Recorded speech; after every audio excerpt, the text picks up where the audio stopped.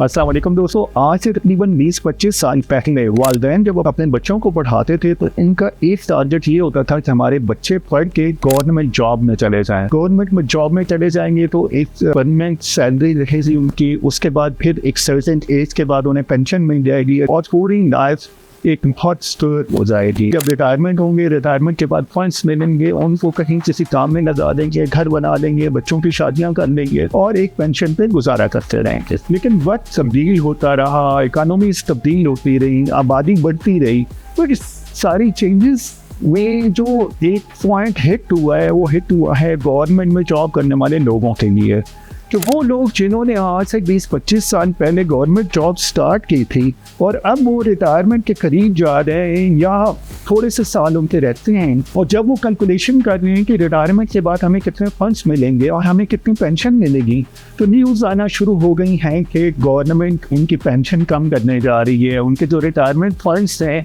उनको कम करने जा रही है। और ये पाकिस्तान में नहीं हो रहा, ये पूरी दुनिया में इस वक्त हो रहा है। जैसे मुख्तलिफ मुल्कों की हुकूमतों से पेंशन का जो फंड है वो मैनेज नहीं हो पा रहा। पेंशन के फंड का कंसेप्ट ये होता है कि वो सैलरी से डिडक्ट हो रही होती है अमाउंट और उतनी ही गवर्नमेंट ऐड करती है और कहीं ना कहीं इन्वेस्ट हो रहा होता है। लेकिन गवर्नमेंट ने ब्यूरोक्रेसी ने उन फंड्स को बेहतर मैनेज नहीं किया और उसके रिजल्ट्स ये आए कि वो जो फंड है वो बेहतर जगहों पे इन्वेस्ट नहीं किए गए और एज पेमेंट उनको कंसिडर किया जा रहा है कि वो पेंशन गवर्नमेंट को देना पड़ रही है और गवर्नमेंट बड़े सीरियसली सोच रही है कि इस पेंशन को कम किया जाए। आप अगर पाकिस्तान का बजट भी देखते हैं तो इसमें एक सिग्निफिकेंट अमाउंट पेंशन्स की होती है कि पेंशन अपने जो एक्स एम्प्लॉइज हैं उनको दी जाती है। और इस वक्त यही डिस्कशन हो रही है कि किस तरह से हम पेंशन कम कर सकते हैं, किस तरह से हम रिटायरमेंट के जो फंड्स हैं उसको कम कर सकते हैं। तो मेरी एडवाइस ये है कि आप अगर अभी आपने गवर्नमेंट जॉब स्टार्ट की है या आपका प्लान है गवर्नमेंट जॉब स्टार्ट करने का या आप ऑलरेडी स्टार्ट कर चुके हैं और कहीं वेट में हैं,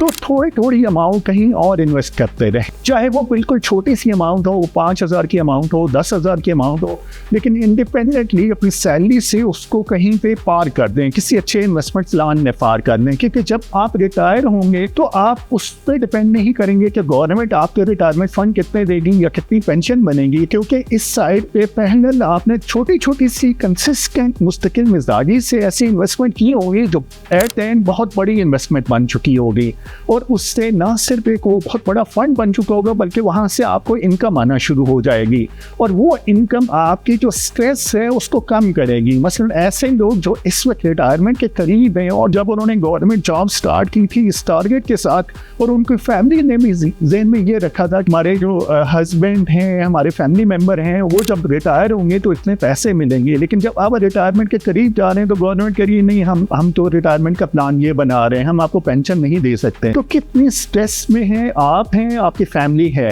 तो अगर आप सेपरेटली छोटी छोटी सी अमाउंट इन्वेस्ट करेंगे ना, 5,000 10,000 की अमाउंट भी, तो एट एंड बहुत बड़ी आपकी इन्वेस्टमेंट बन जाएगी और उस इन्वेस्टमेंट का आपको बहुत फायदा होगा। वो किसी गवर्नमेंट कोई इंटरवेंशन उसको नहीं करेगी, सिर्फ और सिर्फ आपका अपना डिसीजन होगा, आपका अपना फंड होगा और आप खुद उसको मैनेज कर सकेंगे। और अगर आप ये अपनी हैबिट डेवलप कर लेते हैं कि छोटी छोटी सी अमाउंट कंसिस्टेंटली आप इन्वेस्ट करते हैं, तो रिटायरमेंट के बाद ना सिर्फ आपका मुस्तकबिल आपका शुक्रिया अदा करेगा बल्कि आपकी फैमिली, आपके बच्चे भी आपका शुक्रिया अदा करेंगे। मेरा नाम अरशद अवान है, हम होमी प्रॉपर्टीज़ के नाम से इस्लामाबाद में रियल एस्टेट का बिजनेस करते हैं, फाइनेंशियल लिटरेसी के हवाले से ट्रेनिंग देती हैं और फाइनेंशियल एडवाइस देते हैं अपने क्लाइंट्स को। Keep in touch. Thank you so much.